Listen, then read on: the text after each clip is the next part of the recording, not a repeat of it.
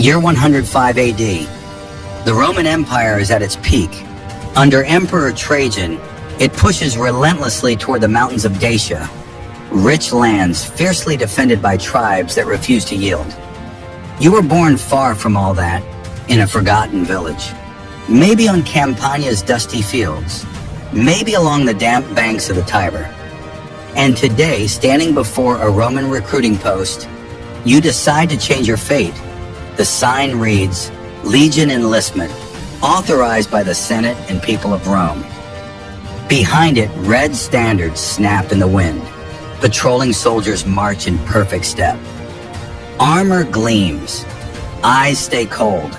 They don't look like farmers. They don't look fragile. They seem made of different stuff, and you're about to take the first step to become one of them. But before you touch a weapon, you have to survive selection. You're still on your feet, but now in front of a rough wooden table where 3 men, a centurion, an army doctor, and a scribe, size you up like livestock. No smiles, no pleasantries. Just curt orders and eyes that inspect every inch of your body. The physical exam is the first filter, and it has no mercy.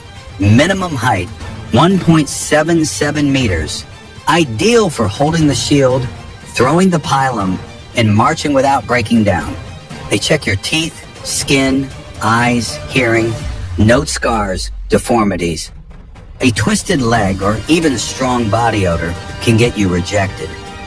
Rome wants useful soldiers, not burdens, but the body isn't everything. After the exam comes the interview, and this is where many are surprised. Where are you from? The centurion asks. What trade did you learn? If you've hunted, forged iron, written letters, paced out distances, even your quick wit and sense of humor are noted. The Legion needs men who obey, but also men who can think. You realize Rome's army isn't just brute force, it's a precision machine, and every new part must fit or be discarded without a second thought. A glance passes between the evaluators. A note on parchment, a short gesture. You've been accepted. Don't celebrate yet. The next step isn't about promises. It's about illusions. You kneel before an image of Emperor Trajan, not as a mere man, but as a living divinity. Around you, other recruits do the same. Right hand raised, left over your chest, you speak the sacramentum. It's more than an oath.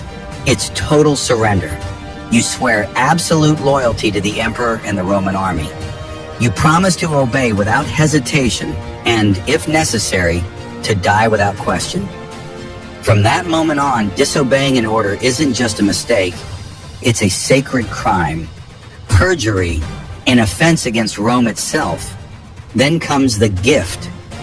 You receive the viaticum, a sign-on bonus in silver coins, enough, they say, to buy your gear or send help to your family. Smiles break out. Some celebrate, finally feeling valued, buying wine, new tunics, rings. For the first time, they look like soldiers. It's an illusion.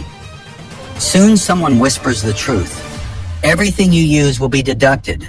Sandals, tunic, helmet, even the wooden spoon you eat with. Everything has a price, and it all comes out of your future pay. Lodging, charged. Rations, charged. Weapons? Of course, that initial bonus is a subtle trap, a gilded rope that binds you before your first marching order. Some recruits burn through it in a week.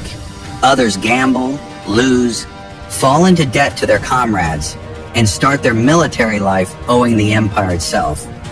You begin to understand, nothing here is free, not even honor.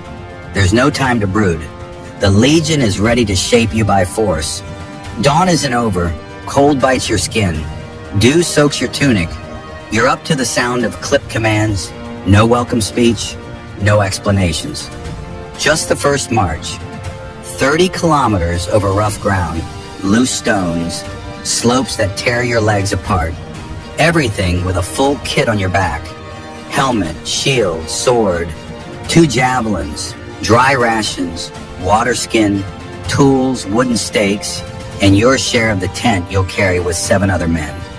In total, more than 30 kilos on your shoulders every day. And when you think rest is coming, you learn you're wrong. Time to swim. Yes, swim in armor, shield on your back. Cross rivers, wading or floating. Lash together, log bridges with rope. Hold formation even in the water. The instructor's logic is simple.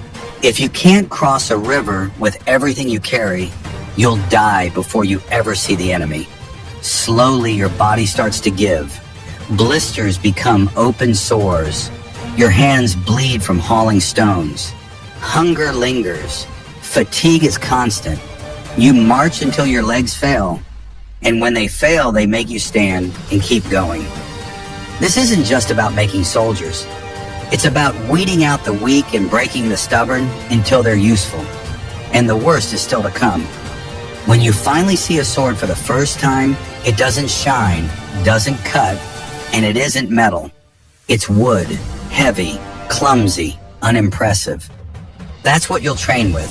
A replica deliberately heavier than the real thing, crafted to push your muscles past their limit. The logic is simple and cruel. Master the exhausting wooden blade, and when you grip steel, it will feel light as air, and your strikes lethal. Hours blur into the same drills. Horizontal cuts, vertical cuts, thrust to the gut, shield turns, stance changes. No choreography. Everything is functional, pragmatic, violent. Then come the straw dummies marked with vital zones: throat, armpit, lower belly. It's not a drill, the instructor shouts. It's an enemy. Kill him next. Formation work. You learn to fight as one body, shield to shield, shoulder to shoulder, advancing like a living wall. One break in the line risks not just your life, but everyone's beside you. The fear of making a mistake starts to hurt more than the physical pain, and then the projectiles arrive. 2/3. You learn to throw the pilum, the Roman war javelin, heavy with a tapered iron shank designed to punch through shields and bend on impact so the enemy can't throw it back. You practice the funda, the sling, hurling stones hard enough to crack a skull. And you learn to dodge because the enemy trains too. Combat simulations intensify. You enter controlled bouts, first with sticks, then with blunted steel.